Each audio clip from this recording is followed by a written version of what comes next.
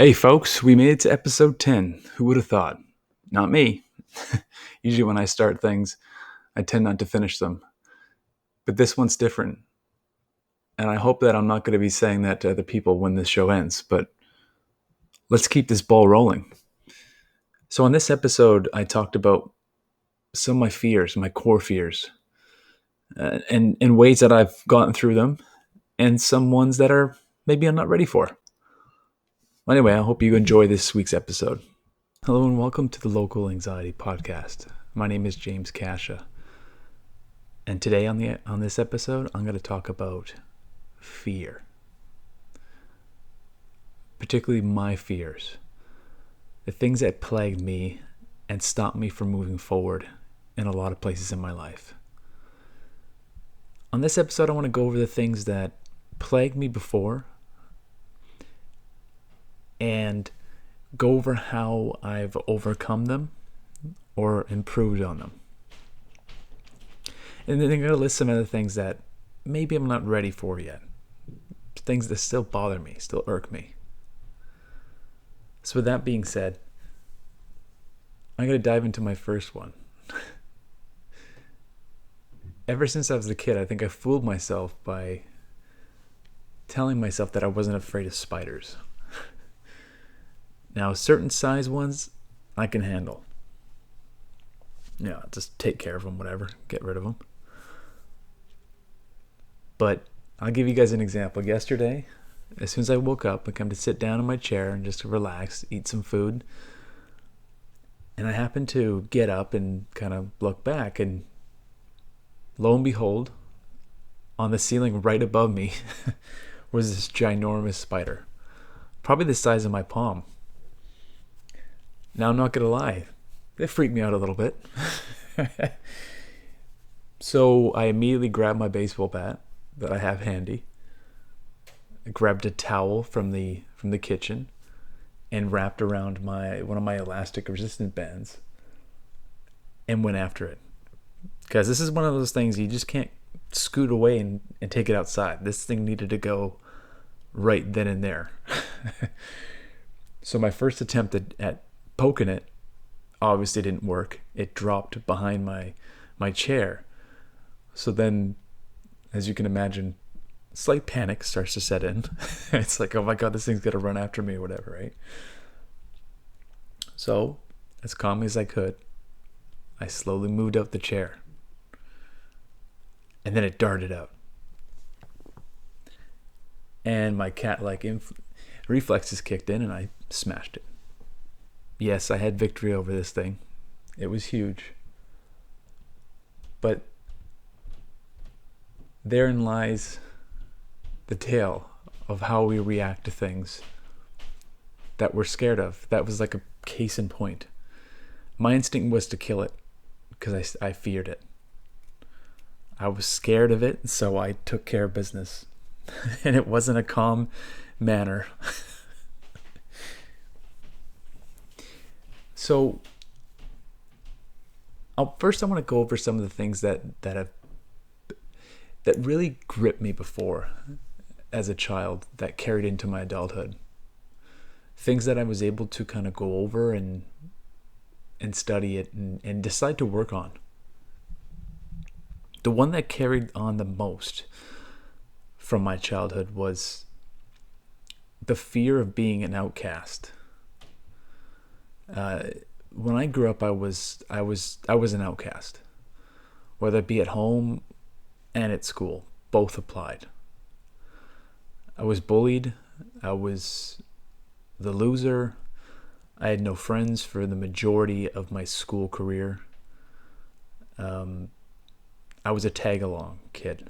You know, my older brother, he had lots of friends, so in turn I was able to hang out with them, but that was only because I was the plus one. So since I was a kid, I would do anything I could to try and win approval of other kids. And the fear of going back to that, it still like lingers, I guess, in my adulthood. It kind of ties into that, like, needing to people please, needing to say things to make people laugh or do things. And I didn't quite understand that until later on in my years, but looking back, I can totally understand and draw the parallels properly now. You see, I didn't have a friend probably until I was 12 or 13. And I can understand why. I mean, I was an emotional wreck, like so insecure and needy and you name it. But I would do whatever I could to try and make that my friend laugh or make other people laugh. Because I thought if I could make them laugh, then they may like me, So when it comes down to the way I am now, I've had to be a lot more aware of those patterns. When I interact with people, it's like, oh, I need to please you somehow. I need to make you laugh, or I need to make you like me.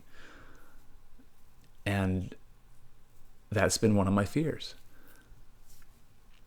Now, that being said, now that I've said it out loud and I've acknowledged it, that's one of the ones that I'm starting to work on, is not having and needing to have everybody's approval.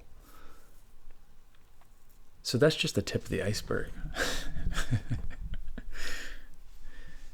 So the next one I really want to go into is something that I still struggle with as well to this day, is the fear of confrontation. See, I grew up in an abusive home, and confrontation was on the daily. I did whatever I could to avoid it, and sometimes I didn't. But for the most part in my life, I would do whatever I could to avoid being verbally accosted. So that meant like trying to make myself smaller in certain ways, and that work all the time? No. But did it give me a complex? Oh yeah. I'm not a big fan of confrontation. I'd rather you just run over me forever until I explode. And that's what you'll see in a lot of people, especially people like me. They're not going to tell you right away that they're hurt by something. It turns into passive aggressiveness and just subtleties of distancing.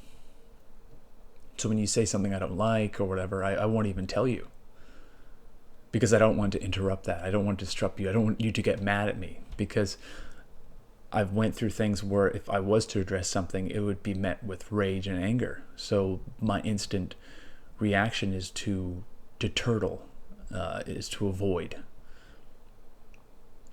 And I've had to work on that. So whether it be in anything that I do, at work, at home, friends, family, you name it, like I'd rather just avoid it. And so that means shutting people out. And I don't want to do that anymore. So let's add that to the list. I had another one, just why not throw it up on the pile? So I'm going to get into some more simple ones that are little ones that I've been able to work on through having a career in the service industry. One of the biggest ones was talking to somebody on the phone, especially if I didn't know them, whether it be a business call or whatever, or maybe I just needed to make a call for my own sake, like book an appointment or even order a pizza. I was petrified of the phone. I don't understand what it was. I mean, I would get nervous, anxious. It's almost like I felt like they were judging me through the phone. They heard my voice, like, oh, this guy's dumb or whatever. There's something wrong with this person. I would create all these scenarios in my head of how bad the conversation is going to go. And I would get people to phone for me. I would literally get people to phone and make my doctor's appointments. And let's say I wanted to order a pizza, I would somehow convince the person that I was living with at the time, was like, please make this call for me. Like, I'll get you something if I have to,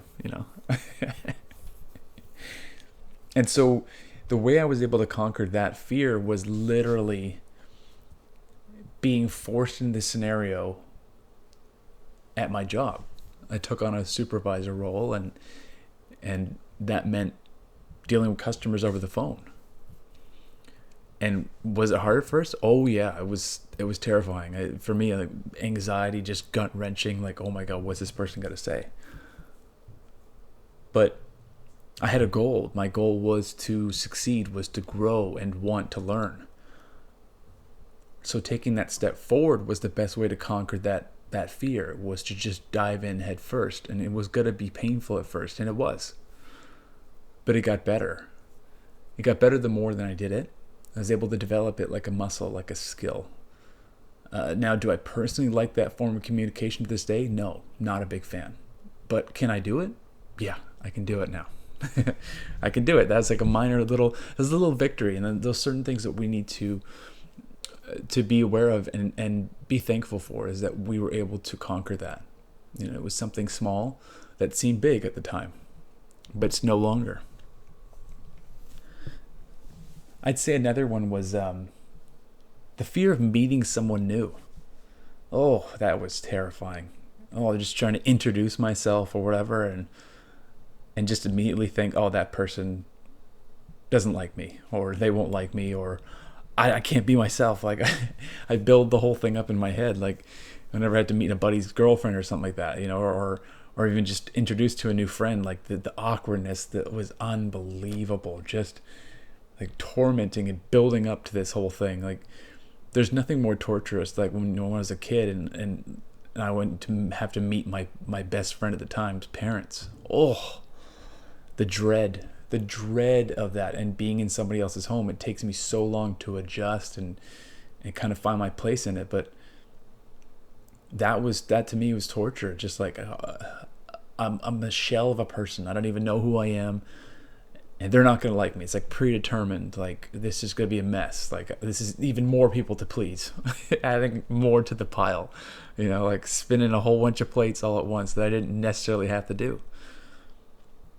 But that carried on into my 20s and pretty much almost into my 30s. Which meeting new people has been hard. But I got another solution for that one. The one that helped me conquer that was learning to love myself finally, and work on that, because that was the source of the problem, is that I hated myself. I hated it. I was like, well, if I hate me, then you're gonna hate me too. So it's like, meeting new people, it's like, oh look, there's just another person that's gonna hate me now. Let's just keep that ticker going. Keep clicking that. and so these are all these things that would be plagued by, just plagued by. And as I got older, I mean, looking back on it now, it's actually great. It's fun to look back and be like, wow, look where I was then. And this is where I am now. Now, I was taught these techniques. I was told to do these things. But there's a lot of cases where you're just not ready to start that journey yet. You can tell a person, it's like, oh, this is the thing you have to do first. First, you need to learn to love yourself before you can love others. Now, yes, that's amazing advice. Now, is everybody ready to receive that yet? No. But the beauty behind that is it's a seed that's been planted in you. It's an idea. And when it's time, it will grow. But you have to be willing as well. You have to be willing to walk through the fire, walk in the coals of life, so to speak. And when you're willing, that's when things change. So now I'm gonna go into some of the other ones that still plague me, sometimes on a daily basis. Now, life is about growth. I mean, sometimes it's a lifetime thing. A lot of these things are lifetime struggles. Things that are flesh and are going to carry with us, but we need to be aware of them. And so this next one is tough. I still struggle with it. It is my primary one. I think one of my primaries is fear of people thinking I'm stupid. That to me was tough. I grew up dyslexic and not knowing about it and feeling stupid, being told I was stupid at home, by kids at school. Just everyone. I mean, teachers getting frustrated at me. me getting frustrated at myself, me really believing what people were saying about me was a big one. And there's times where I make mistakes where it's still just like I'm so hard on myself for it too. It's like, what is wrong with you? Why can't you get this? Why can't you wrap your head around? It's such a simple concept. And so what happens is when I feel stupid, it triggers my anxiety, right? And then my anxiety speeds up my brain. And it's kind of like going 100 kilometers through a school zone and the kids are crossing the street. It's a horrible analogy and it's really graphic, but you can't think rationally. You can't dodge. You can't get in the right lane. You're not doing anything right. Your brain's scattered. Your thoughts start to just divert into a million directions and you can't even grasp what's what anymore. And that's what happens. That one triggers me the most. And before, it was so tough for me to admit when I was wrong as well, because then that's like another reminder. It's like, oh, dummy, look what you just did wrong again. So with that one, I can say that there's been minor improvements, but it still lingers with me. And I'll tell you how I've started to try and chip away at that big one. Learning to admit when you're wrong is a gift. And just facing it on, like head on, like just like, okay, I made a mistake. That was my fault. I'll tell you stories. I mean, like literally, when I was younger, I got a painting job from a family friend, and I'll never forget this. Like the first day I did it, I obviously made some mistakes, and I was so terrified just even to mention that I made that mistake. I was just hoping and praying that they wouldn't notice. And on the second day, they brought in another worker, and that worker came in and kind of like noticed some of the work that I did, and he didn't know I did that, but he's like, whoever did this did a horrible job. Like, what is going on with this? Right? And so like in that moment, I'm like looking at it like terrified, like, oh my God, they're gonna find out that was me, and that still bugs me. It's still this day. It's like, but the number one thing I've learned is just coming forward with it, right?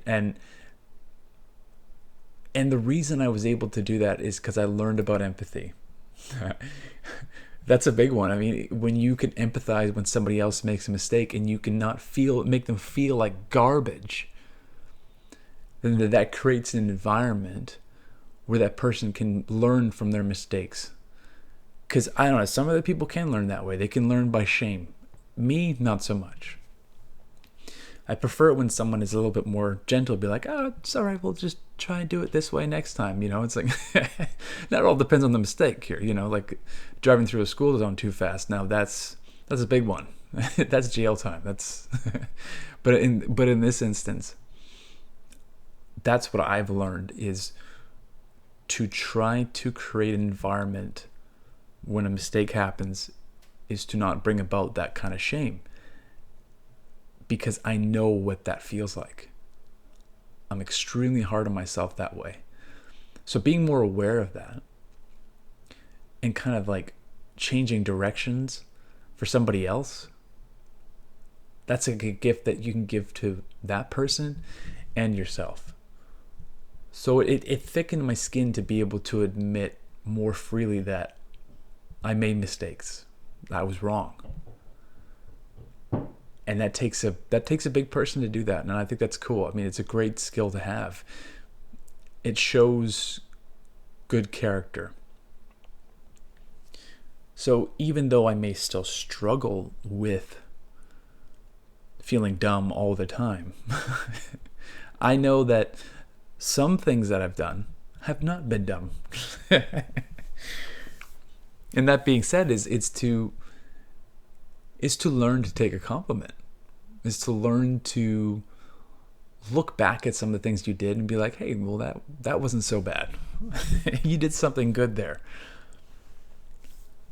So that one is still a lifelong goal for me, is to battle that one. And battling that is mostly just keep implementing truths and having a good attitude, because a bad attitude can make you look dumb. Oh man, if you got a bad attitude and you just don't want to do something, you're then perceived as like not knowing something. Or like I'll give you an example. It's like you're feeling lazy one day, and you know, and you come across a big mess, say a big spill, and you noticed it, but you didn't want to do anything about it, so you just didn't even say a word. And then let's say, for example, someone comes over and slips, and you know you could have done that. You know you could have cleaned that mess up. And let's say someone saw you acknowledge the mess and move away from it. So that there, you look dumb. But you're not dumb. It was an attitude. It was a choice. You made a choice not to move on it, and it makes you look dumb. So that's another tool that I've learned, is like, you know what, just don't set yourself up for it. If you already feel insecure about being not that intelligent, then don't do things that are going to point it out again to everybody else. So there's a lot of things that I've learned that I can control over that, you know, and I'm learning now I'm not that dumb. But I am human. So I think that about wraps it up for this week's episode. I mean, there's endless things that I still fear. I mean, probably the fear of probably dying alone. Like, who knows? Like, I tell people that I'm probably gonna meet someone in a retirement home when when I'm ready to not run away from everything, like commitments and stuff. Because I think that's another thing. Actually, here was thinking I was done, but then all of a sudden more comes out, right? Fear of relationships, 100%. Fear of committing to somebody.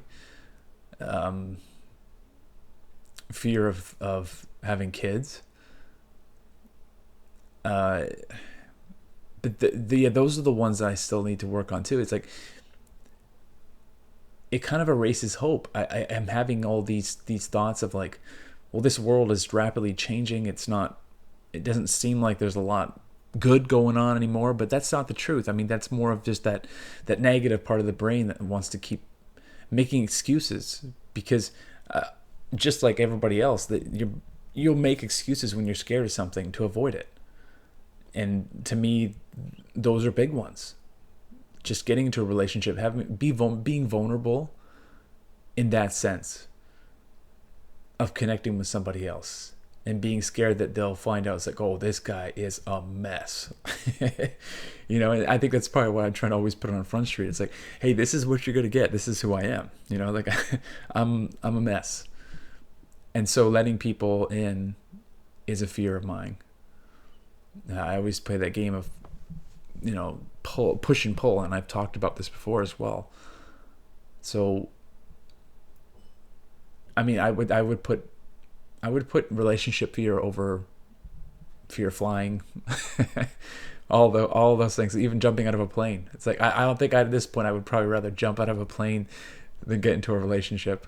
Don't get me wrong. I down the road, I'm hoping I get to that point, but who knows? Maybe that could be one of the things that maybe I'm not destined for that.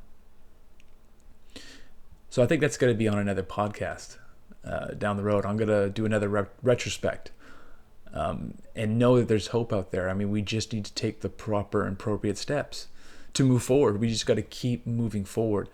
And it's not to say tackle every single one of your fears at once, but it's just to acknowledge them, take wisdom about them, and remember to take victory from them as well. When you move forward, acknowledge that. Give yourself that proverbial pat in the back, because you did it. And know that you're going to get stronger. And encourage others as well. That being said, that's it for this week's episode of the Local Anxiety Podcast. My name is James Kasha, and have a good week. Thanks again for tuning in to this week's episode of the Local Anxiety Podcast. Just want to remind you guys to please head over to my YouTube channel and hit subscribe, like, and comment if you feel like. Thank you.